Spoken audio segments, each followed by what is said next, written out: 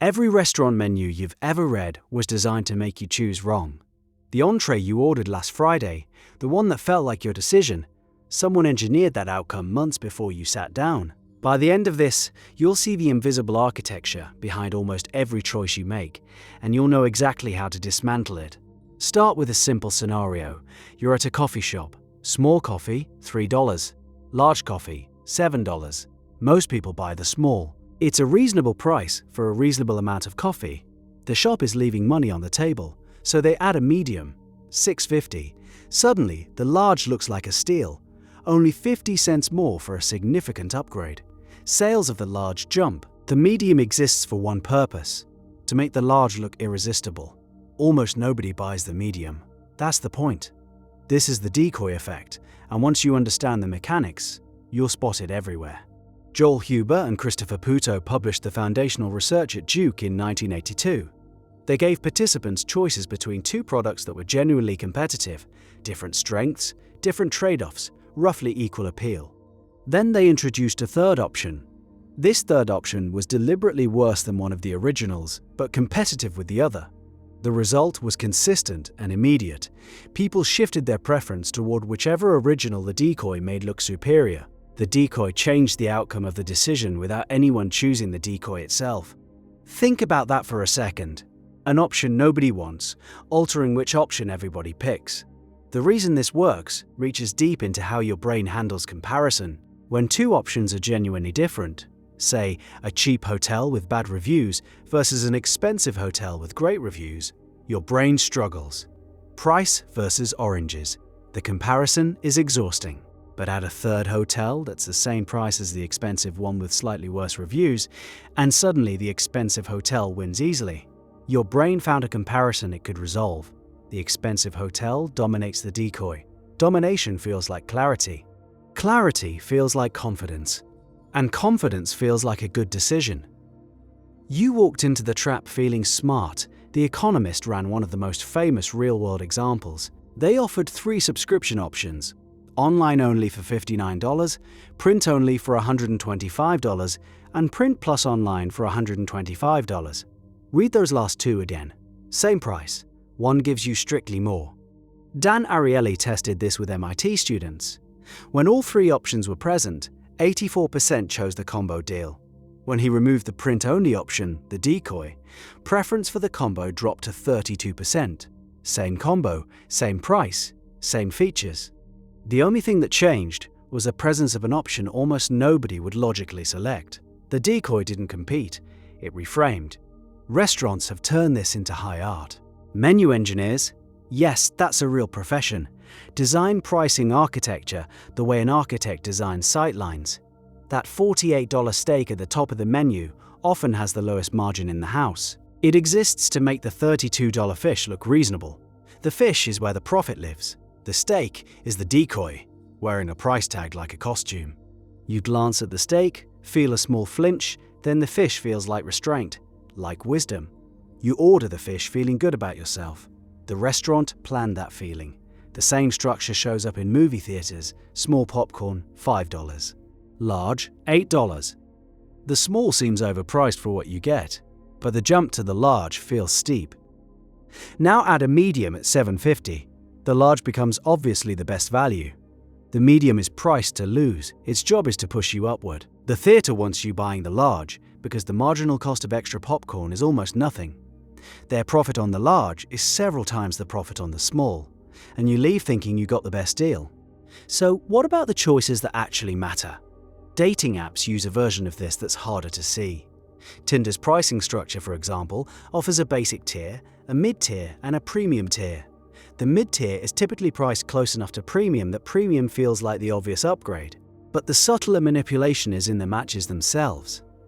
Research from computational social science suggests that the way profiles are sequenced, which faces you see before which, affects who you swipe right on. A moderately attractive profile shown after a string of less attractive ones gets more right swipes than the same profile shown in isolation. The surrounding options function as decoys. They make the target profile pop. You think you found someone great. The algorithm served you a contrast. Real estate agents have used this technique since before it had a name. Show a buyer 3 houses. 2 are genuine contenders. The third is slightly worse than one of them in every way. Same neighborhood, similar size, but darker rooms, older appliances, higher price. The buyer almost always gravitates toward the house that dominates the decoy. Agents call it the setup property. It tours badly on purpose. Why are you so vulnerable to this? The answer sits in a concept called asymmetric dominance. Your brain doesn't evaluate options in isolation. It evaluates them relative to each other. When one option clearly beats another on every dimension, that comparison becomes an anchor. And anchors drag decisions, but knowing the mechanism only solves half the problem. The real question: how do you actually resist it? The first line of defense is noticing the triad. Whenever you're presented with exactly 3 options, ask yourself which one seems obviously inferior. If you can spot it immediately, you've likely found the decoy. Now remove it mentally. Would your preference still be the same if only 2 options remained? If the answer changes, the decoy was doing its job on you. The second defense cuts deeper. Evaluate each option against your actual needs, in isolation, before you compare them to each other. Write down what you need from a subscription, a meal, a phone plan. Then check each option against your list independently. This is slow. It feels unnecessary. And it's the single most effective way to escape the frame someone else built for you. A study from the Journal of Consumer Research found that time pressure amplifies the decoy effect dramatically. When participants had to choose quickly, the decoy's influence nearly doubled compared to participants who had time to deliberate. Every flash sale, every countdown timer, every only 2 left in stock banner is engineering the exact conditions where your brain defaults to the easiest comparison rather than the best decision. Speed is the decoy's best friend. Consider what this means for the choices accumulating across your life. You're making dozens of purchasing decisions every week. Each one feels small. A coffee upgrade here, a subscription tier there, a restaurant entree that landed exactly where the menu wanted it. The individual amounts are trivial. Over a year, over a decade, the cumulative cost of systematically choosing what someone else optimized you to choose is staggering. And the pattern extends beyond money. Career decisions get framed this way too. A company offers you 3 roles, one clearly underpaid, one reasonable, one slightly above. The underpaid option makes the reasonable one feel generous. You accept it with gratitude. You were supposed to negotiate for the top tier, but the decoy dissolved your leverage before the conversation started. Critics of the decoy effect research point out that in complex high-stakes decisions with extensive deliberation, the effect weakens. They're right. When you're spending months researching a house or a car, and you're consulting multiple sources, the decoy has less power.